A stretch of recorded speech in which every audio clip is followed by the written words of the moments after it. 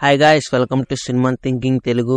96 Oscar awards అయితే జరిగాయి. ఈసారి మరింత మంది యాక్టర్స్ కళ నిజమైతే అయ్యింది. ఆస్కార్ అవార్డ్స్ విన్ అయిన వారు నోటి నుంచి మాట రాక భావోద్వేగానికి గురయ్యారు. ఈసారి ఆస్కార్ అవార్డ్స్ లో ఓపెన్ హైమర్ సత్తా చాటింది. చాలా కేటగిరీస్ లో అవార్డు విన్ అయింది. బెస్ట్ యాక్టర్ కేటగిరీలో కిలియన్ మర్ఫీ అయితే అవార్డు విన్ అయ్యారు. 28 Days Later మూవీతో ఇంత వైరస్ బారిన పడిన జిమ్ గా ఆ క్యారెక్టర్ లో చాలా బాగా యాక్ట్ చేశాడు మర్ఫీ. కానీ ఆ మూవీకి ఆస్కార్ రాలేదు. మర్ఫీ పీకీ బ్లైండర్స్ తో బాగా ఫేమస్ అయ్యాడు. ఆ క్యారెక్టర్ మనకు బాగా కనెక్ట్ అయ్యింది. ఈసారి కిలియన్ మర్ఫీ పంట పండిందనే చెప్పాలి. ఆస్కార్ అవార్డు విన్ అయ్యాడు. బెస్ట్ యాక్టర్ కేటగిరీలో కిలియన్ మర్ఫీ ఈ అవార్డు విన్ అయ్యాడు. ఓపెన్ హైమర్ లో మర్ఫీ యాక్టింగ్ కి మర్ఫీ ఫ్యాన్స్ కూడా ఫిదా అయ్యారు. మరి అకాడమీ అంతా ఆస్కార్ అవార్డు గెలుచుకున్న తొలి ఐరిష్ వ్యక్తిగా చరిత్ర సృష్టించాడు మర్ఫీ.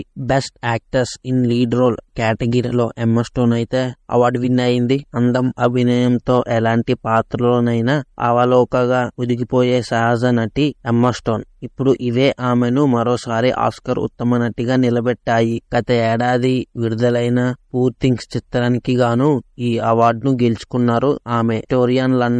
విక్టోరియన్ లండన్ లోని ఓ యువతి తన మరణానంతరం ఒక శాస్త్రవేత్త ద్వారా తిరిగి ప్రాణం పోసుకుంది అనే కథతో దీన్ని రూపొందించారు. ఇందులో బెల్లా భాస్కర్ పాత్రలో కనిపించింది. అండ్ ఈ క్యారెక్టర్ కి తను మంచి ప్రశంసలు అయితే అందుకుంది. అంతేకాదు ఈ మూవీకి ఎమ్మా స్టోన్ ప్రొడ్యూసర్ కింద మారింది. లాలా ల్యాండ్ లోని నటనకు గాను 2017లో ఉత్తమ నటిగా తొలి అకాడమీ అవార్డు అందుకుంది ఎమ్మా స్టోన్. గతంలో ఆస్కార్ అందుకున్న కథానాయకుల చేతుల మీదుగా ఈ ఏడాది పురస్కారాన్ని అందుకుంటూ ఇలా చెప్పింది. స్టేజ్ మీద అయితే ఇలా చెప్పింది: జీవితంలో ఒక్కసారైనా ఆస్కార్ నటుల కోరిక. ఎంతో ప్రతిష్టాత్మకంగా భావించే ఈ ఆస్కార్ వేదికపై నన్ను మరోసారి సగర్వంగా నిలబెట్టింది పూర్ థింగ్స్ చిత్రం. ఇన్నటి వరకు నాకు కూడా ఇదొక కళ. ఈ పురస్కారానికి నేను అర్హురాల్ని అయినప్పటికీ నమ్మలేకపోతున్నాను అంటూ భావోద్వేగానికి గురయ్యింది ఎమ్మా స్టోన్ స్టేజ్ మీద. బెస్ట్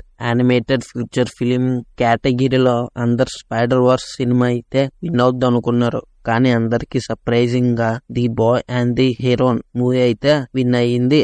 ఈ కేటగిరీలో ఓన్లీ నేను స్పైడర్ మ్యాన్ మూవీ చూసా, మిగతావి ఏమీ చూడలేదు. ఒకవేళ మీరు చూసుంటే కామెంట్ చేయండి. అండ్ 140 కోట్ల మంది ఇండియన్ జనాభా ఎంతో ఆశలు పెట్టుకున్నారు To Kill a Tiger documentary మీద. To Kill a Tiger documentary award అయితే విన్ అవుద్ది అనుకున్నారు అందరూ. 20 Days in Mariupol అనే డాక్యుమెంటరీ ఈ అవార్డు అయితే విన్ అయింది. యుక్రెయిన్ చరిత్రలోనే తొలి ఆస్కార్ అనే చెప్పొచ్చు ఇది. 140 కోట్ల భారతీయుల ఆశలన్నీ మోస్తూ డాక్యుమెంటరీ విభాగంలో పోటీ పడ్డ to Kill a tiger award 20 Days in Mariupol Oscar కు కైవసం చేసుకుంది. రష్యా 2 ఏళ్ల కిందట ఉక్రెయిన్ ని ఆక్రమించిన సమయంలో అక్కడ నెలకొన్న దారుణ పరిస్థితుల్ని ఈ డాక్యుమెంటరీలో చూపించారు. దీన్ని ఉక్రెయిన్ కి చెందిన ప్రముఖ పాత్రికేయుడు మిస్లావ్ చెర్నోవ్ తెరకెక్కించారు. ఉక్రెయిన్ చరిత్రలోనే ఇది మొదటి ఆస్కార్ అవార్డు. మాతృభూమి కోసం వీరోచితంగా పోరాడిన సైన్యం,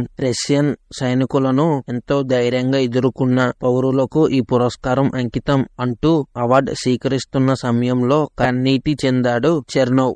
20 రోజుల పాటు యుద్ధ రంగంలో ఉండి ఆయన ఈ డాక్యుమెంటరీని తెరకెక్కించారు.